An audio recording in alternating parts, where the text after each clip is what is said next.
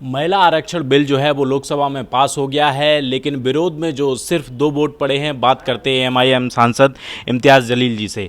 Sir, आपने विरोध किया है और असदुद्दीन ओवैसी जी ने, दो जो हैं वो विरोध में वोट पर, आखिर क्या बड़ी वजह है? नहीं, विरोध मतलब ये है कि हम उस बिल का विरोध नहीं कर रहे हैं। हम भी चाहते हैं कि महिला आरक्षण बिल पास होना चाहिए था उसमें, लेकिन किसको आप लाना चाहते हैं लोकसभा में, विधानसभाओं के अंदर, लोकल सेल्फ गवर्नमेंट बॉडीज़ के अंदर आप किसको लाना चाहते हैं उसमें? क्या सभी समाज का प्रतिनिधित्व नहीं होना चाहिए उसमें? हमारी शिकायत उस बात को लेकर थी कि इस देश के अंदर पिछले 75 सालों में 690 महिलाएं लोकसभा में चुनकर आई है। उसमें मुस्लिम महिलाएं कितने चुनकर आई 75 सालों के अंदर? तो महज 25 महिलाएं चुनकर आई है।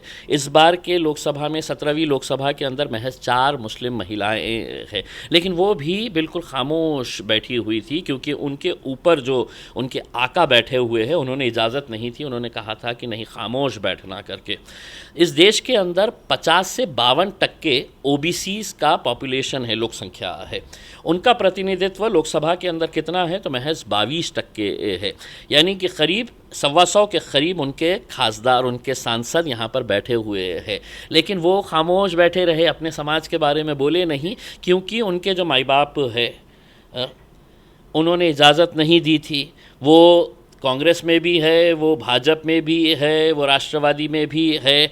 ओबीसी समाज के पूरे जितने भी सांसद थे, किसी ने भी आवाज़ नहीं उठाया। भाषणों में बोलते वक्त बोले कि नहीं, ओबीसी को भी देना, लेकिन जब लड़ाई का वक्त आया तो उस वक्त है तो जाके पूरे के पूरे मोदी जी की गोद में जाकर बैठ गए हैं कि नहीं मोदी जी आप बोलिए क्या करने का है करके। और उन्होंने मतदान जो है, मोदी जी का जैसा हुक्म आया उस हुक्म के हिसाब से करे।